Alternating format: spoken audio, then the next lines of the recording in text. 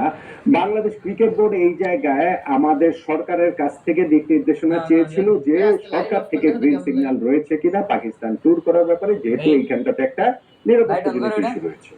সরকার থেকে green signal দেওয়া হয়েছে, কিছু পরামর্শ দেওয়া হয়েছে যে ভারত পাকিস্তানের সীমান্তবর্তী যে সীমান্তের কাছাকাছি যে স্টেডিয়াম গুলো আছে সেগুলোকে অ্যাভয়েড করা যায় কিনা ও পাকিস্তান ক্রিকেট বোর্ডের সঙ্গে আলোচনার সাপেক্ষে তারপরে কনফার্ম করার কথা। এখন সেই ট্যুরটা কিন্তু এখনো কনফার্ম হয়নি। বাংলাদেশ তার আগে সংযুক্ত আরব আমিরাতে যে এখন আমরা সিরিজটা খেলছি, এই সিরিজটা কিন্তু খেলছি মূলত পাকিস্তানের বিপক্ষে। সিরিজ যে খেলবো সেখানে পাকিস্তান যাওয়ার পথে আমাদের প্রস্তুতির অংশ হিসেবে সেই সিরিজটা আমরা খেলছি।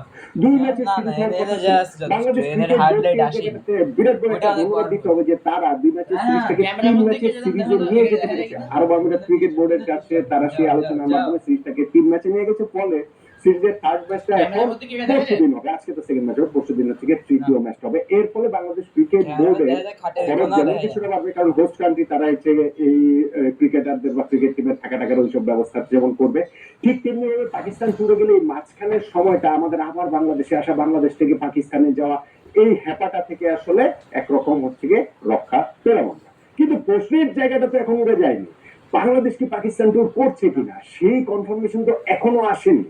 এবং বিভিন্ন মাধ্যমের মারফতে আমি যেটা বললাম, খবর যেটা পাওয়া যাচ্ছে সেটা হচ্ছে আমাদের ক্রিকেটাররা পাকিস্তানে ট্যুর করার ব্যাপারে তারা ওই শর্তটা দিয়েছে যে 5 ম্যাচের সিরিজ হলে আমরা খেলতে যাবো না, আমরা 3 ম্যাচের সিরিজ হলে খেলতে যাবো। দেখা যাও যাও যাও যাও। হ্যাঁ ডিস্টার্ব করলে কিন্তু মাইর হবে।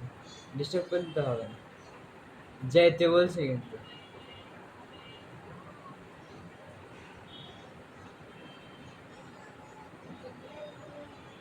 শেষ হলে দেখো, শেষ হলে দেখো, কার্টুন দেখো তুমি। যাও যাও যাও।